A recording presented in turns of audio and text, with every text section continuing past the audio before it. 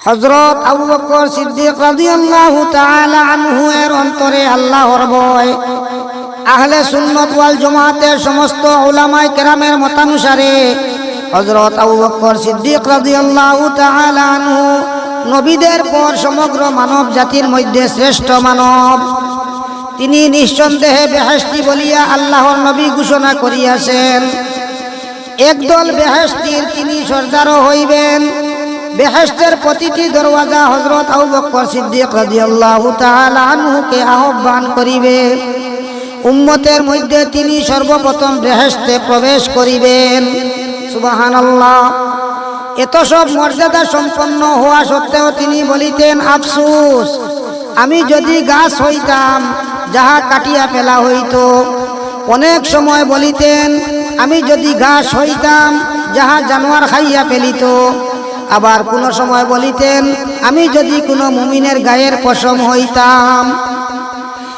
একদিন জঙ্গলে গিয়া একটি জানোয়ারকে বসা অবস্থায় দেখিতে পাইয়া এক দীর্ঘশ্বাস ফেলিয়া বলিলেন, হে জানোয়ার, তুমি কত সুখে শান্তিতে আছো, খাও, পান করো, বৃক্ষের ছায়ায় বিচরণ করো এবং পরকালে তোমার উপর হিসাব নিকাশের কোনো বোঝা নাই। হায় আফসোস, আবু বকর যদি তোমার মতো হইতো। হযরত রাবিয়া আসলামী রাদিয়াল্লাহু তাআলা আনহু বলেন, এক সময় আমার এবং হযরত আবু বকর সিদ্দিকের মধ্যে কিছুটা তর্ক বিতর্ক হইয়া গেল। তিনি আমাকে একটা শক্ত কথা বলিয়া ফেলিলেন, যাহাতে আমার অন্তরে ব্যথা হইল। সঙ্গে সঙ্গে তিনি উহা উপলব্ধি করিয়া বলিলেন, তুমিও আমাকে এইরূপ কথা বলিয়া ফেল যেন প্রতিশোধ হইয়া যায়। আমি প্রতিশোধ লইতে অস্বীকার করিলাম। তিনি বলিলেন, হয় তুমি আমাকে সেই রূপ অন্যায় কথা বলিবে, না হয় আমি হুজুরে পাক সাল্লাল্লাহু আলাইহি ওয়াসাল্লামের খেদমতে গিয়া নালিশ করিব। আমি তবুও উহাতে অস্বীকৃতি জানাইলাম। তিনি উঠিয়া চলিয়া গেলেন। ইত্যবসরে বনি আসলামের কিছু লোকজন আসিয়া বলিল, ইহা কেমন কথা? তিনি প্রথমে রাগ করিলেন, আবার তিনি হুজুরে পাক সাল্লাল্লাহু আলাইহি ওয়াসাল্লামের নিকট নালিশ করিতে গেলেন।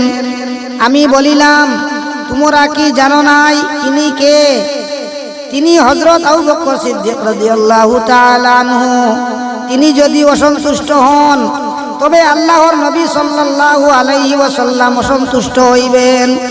এমত অবস্থায় রাবিয়ার ধ্বংস অনিবার্য। অতঃপর আমি হুজুরে পাক সাল্লাল্লাহু আলাইহি ওয়াসাল্লামের খেদমতে গিয়া পুরা ঘটনা বর্ণনা করিলাম। হুজুরে পাক সাল্লাল্লাহু আলাইহি ওয়াসাল্লাম উত্তরে বলিলেন, তুমি ঠিক করিয়াছো। প্রতিশোধমূলক উত্তর দেওয়া উচিত নয়, তবে এইভাবে বলিয়া দাও, হে আবু বকর, আল্লাহ পাক আপনাকে ক্ষমা করুন। ফায়দা, ইহাই ছিল হযরত সিদ্দিকে আকবর রাদিয়াল্লাহু তাআলা আনহু এর আল্লাহর ভয়ের ভীতির নিদর্শন। সাধারণ একটি কথায় তিনি প্রতিশোধমূলক ব্যাপারে এত বেশি উদ্বিগ্ন হইয়া পড়েন যে প্রথমে প্রতিপক্ষকে প্রতিশোধ লইতে পীড়াপিড়ি করেন।